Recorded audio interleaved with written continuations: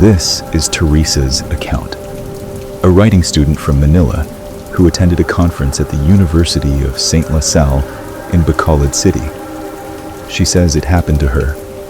She says she is fine now. She still sleeps with the lights on. The retreat center, I forgot to pray before sleeping, and the thing in the corner did not forget me. My name is Teresa, and I need you to understand something before I begin. I do not scare easily. I grew up in Quezon City, where the noise never stops and the lights never fully die. Fear, for me, was always something that happened to other people. That changed in Bacolod. Our writing class was invited to a conference at the University of St. La Salle, a prestigious school tucked in the heart of Negros Occidental, surrounded by vast sugarcane fields that stretch endlessly like a green sea under the heat. I had never been to the Visayas before. I remember pressing my face to the airplane window as we descended, watching the land below swallow the horizon whole. It was beautiful. It felt alive in a way Manila never did. It also felt like it was watching me land. We arrived on campus in the late afternoon when the sun was already bleeding orange and red across the sky. The air smelled of damp earth and something sweet. The sugarcane, they told me. But beneath that sweetness was something older. Something heavier, like soil turned over after a long rain. A smell I couldn't name then. I can name it now. It was the smell of a place that remembers everything. The retreat center stood apart from the main buildings, quieter, older, half swallowed by the shade of enormous acacia trees whose roots had cracked the stone paths below. Vines crawled up the walls like fingers. Moths gathered near the corridor lights even before the dark came. I noticed a gecko frozen above the doorframe of our room, its pale belly facing out, perfectly still. It did not move when we entered. It did not move at all.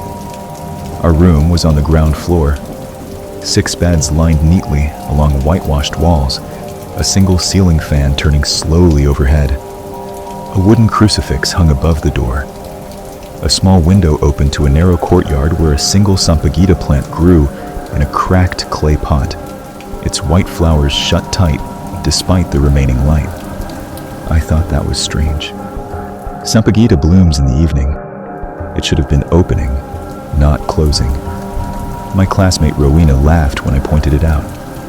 "You think too much," she said. I unpacked in silence. That night, exhaustion pulled me under before I could even say a prayer. I didn't think anything of it. I was tired.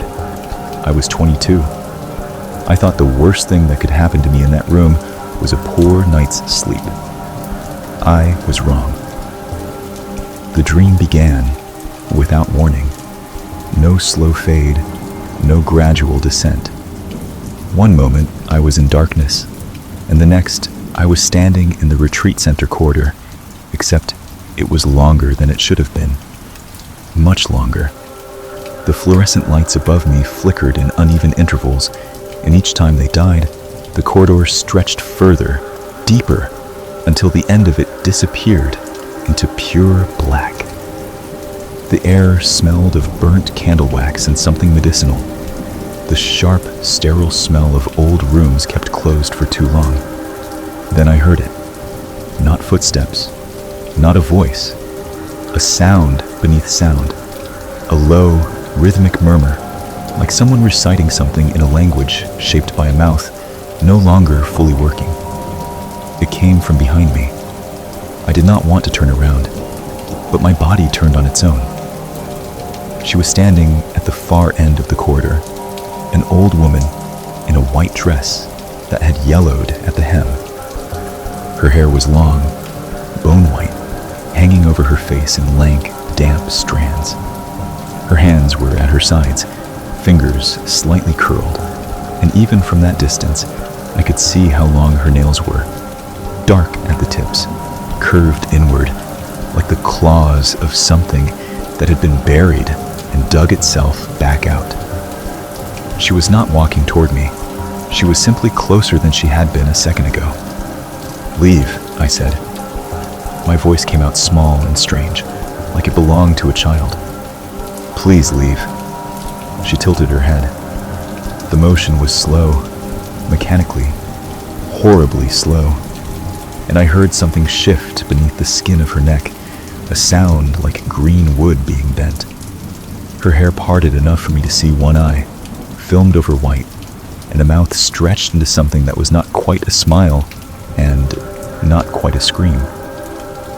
It was somewhere between the two, and it was worse than either.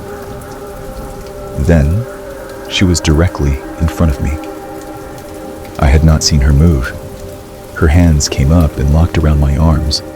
Cold. So cold, the kind of cold that does not belong to anything still living, and she began to squeeze. I could feel each individual finger pressing into my skin, searching for the bone beneath. She leaned in close, and her breath hit my face like air from a sealed room. Stale, black, ancient. Her lips moved against my ear. "Die," she whispered. The word was quiet and certain, the way you'd say amen at the end of a prayer. I felt her nails drag slowly down the side of my neck. I screamed, and the sound tore me out of the dream like a hook pulling fish from black water. I was sitting upright in bed, gasping. The ceiling fan turned overhead. The room was exactly as I had left it. My classmates slept in their beds, still and quiet. Rowena had one arm thrown over her face. Outside the small window, the courtyard was dark and soundless. I looked at my phone. 3 sound in the morning. My hands were shaking. The back of my neck burned. I reached up and felt, with a sickening drop in my stomach, 3 thin, raised lines along the skin, tender to the touch. I told myself it was the pillow. I told myself I'd scratched myself in my sleep. I did not sleep again. In the morning, over breakfast in the canteen, I told my classmates everything. I kept my voice steady. I did not mention the scratches. Rowena said it was just stress and airplane food. 2 others laughed nervously and changed the subject. I pulled one of the workshop facilitators aside before the first session began. "The retreat center," I said. "That room on the ground floor. Is there anything I should know about it?" She was quiet for a moment, stirring her coffee without looking up. "There was a nun," she finally said. "An old sister. She lived in that room for most of her life. She passed away in there decades ago." She paused. "Some of the staff don't like to talk about it." "Why?" I asked. She looked up at me then, and something careful moved behind her eyes. "Because they say she never really accepted that she was gone." I walked back to the conference hall through the acacia shade, past the cracked stone paths, past the moths already gathering at the corridor lights in broad daylight. The sampaguita in the courtyard was wide open now, its white petals spread fully in the morning sun. It should have closed by morning. Sampaguita blooms at night. It should have been sleeping. It wasn't. And neither, I understood then, was she. I have not gone back to that retreat center, but I sleep with a rosary wrapped around my hand every single night.